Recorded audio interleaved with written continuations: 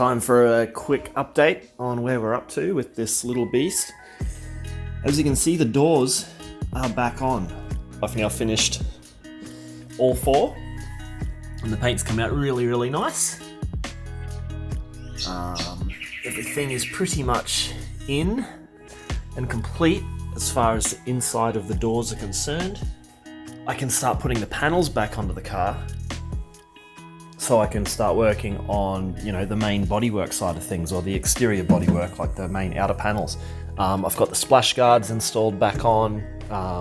The inner rails here have all been sprayed as well. And I just went over the edge just a very small amount, so that when I sand this down, I can sand that edge off as well. And then when the spray goes on, that'll all be covered. I'm not going to be sanding down in here. That's pretty much completed. Where are we at here? Same deal. That's all nice.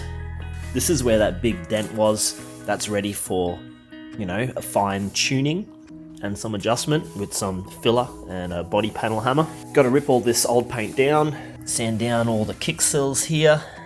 The wheel guards here, again, I'm just going to leave for now until I'm ready to start working those. I did actually receive my wheel guards. I got two different sets. Here's the other left-hand fender, which has been repaired. I've also done the trunk seal that now has paint on it, and that looks great. Again, I went over just a little bit so I can sand this down with the bodywork of the car. So, update is putting all the panels back together and preparing for the main bodywork. And then I need to quickly do the bonnet, which is, it's not too bad, actually, it's pretty straight. So let's get the rest of these body panels on and make it look like a car again.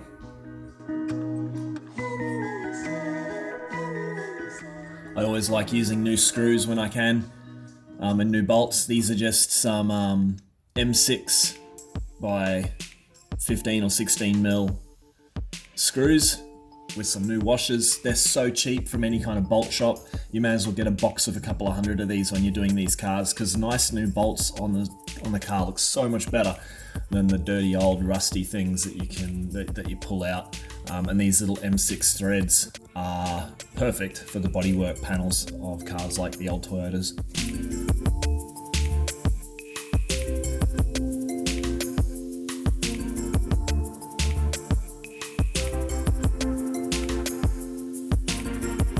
So this is just going to require a quick little tidy up, but I'm pretty happy with how straight this bonnet is.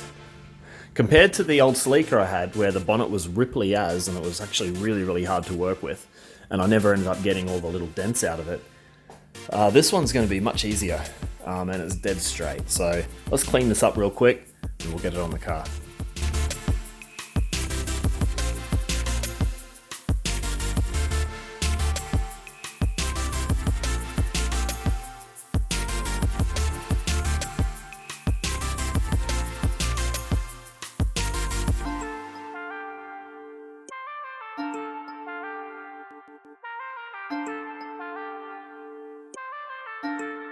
Alright, she's clean and tidy, a little bit scuffed up, which is good. I'm going to have to sand it anyway before I paint it. But let's get it on the car so I can start doing the exterior bodywork. Or do I want to do this panel first? The answer is yes, I will. I will do this first. I'm going to give it a quick scuff up. I'm not going to do these areas. This is going to get covered in like a heat material that will be stuck on. But all this kind of stuff, all the edges, they're going to go white, the same as the engine bay. So when you open the bonnet up, it'll be matching. I do have the acrylic white left here, which is the same paint I used on the engine bay. So I'm going to scuff up all these edges just with a red scouring pad. This is slightly more abrasive than the grey one. This works kind of similar to 400 or 600 grit sandpaper. So I'm going to give it a scuff up with that, just around all these edges. Hit it with the paint, hit it with some clear, let it dry, and then we'll put it on.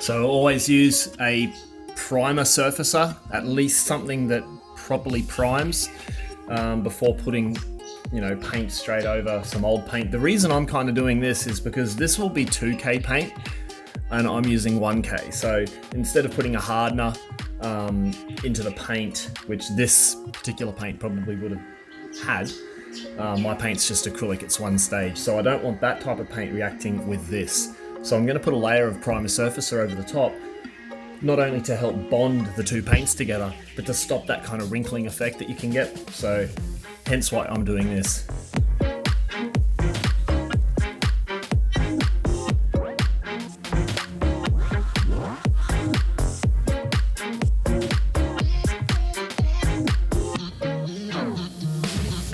That one coat is done. Now we just gotta let it dry really well and we can put the white on. All right, that's had plenty of time to flush off now. That's nice and dry. Let's put some white paint on it. Hopefully I have enough.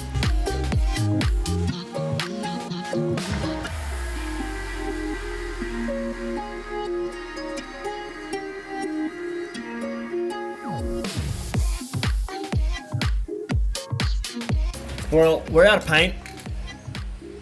I'm gonna make a quick trip to get some more of this stuff. I'll be back in a minute.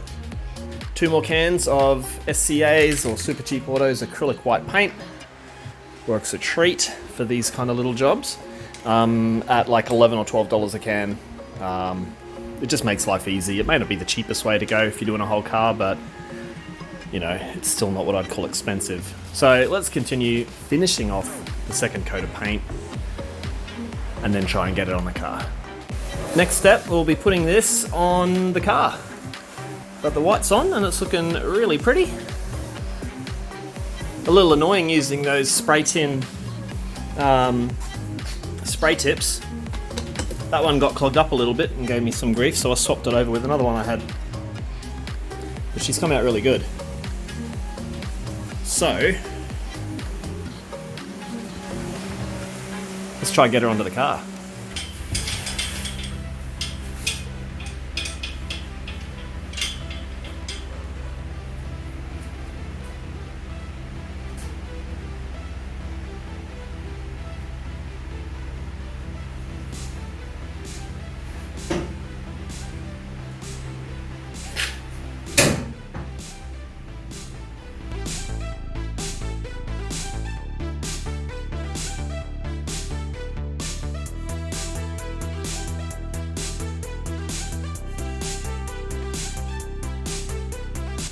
A little bit of fiddling around because it's just me doing it, but we managed to get there. This side is nice and flush with whatever this is called in the guard. That's really, really nice, and the gaps are even, which is good. Now I also believe that this bonnet is not actually from a KE55. I'm not too fussed if it is or isn't. I just think from all the KE55s I've seen, this front bit goes up and then across and then back down. I think this is still going to be a smart little bonnet with the little arrow kind of marking through the middle here, and it's still got some nice little vents on the side. But more importantly, it fits, and that's not going to be too much work to flatten out. Someone's put some I don't know what they've done with that. I didn't record any of it, but in between the drying process of the paint and everything, I decided to also do the rear end. And here it is. So now the boot has been done. All this is beautiful and white. I'm just gonna wait for a rubber seal to go in here, which I'll do later on down the track. But now this shuts nicely as well. To unlock it, I just got to put my hand through the taillight section and pop it by hand. The biggest thing is this allows me to now start the actual bodywork of the whole car. So, you know, sanding the whole thing down, getting all this prep work sorted, ready for paint. I need to straighten out this rear bumper area here. Looks like it's had a, I don't know, a few love taps around this back end. Also the bumpers aren't straight, so maybe there was a slight ding in the bumper through this area that kind of misformed this rear section, but that's not the end of the world. It's going to be easy to fix up. So there we have it. All the body panels are now back on the car. Actually, not all of them. Oh, I still have to do this front chin spoiler. There it is there. Well, I'm going to do that off camera, and I'll show you when it's all back together. It looks like a whole car again. I'm excited.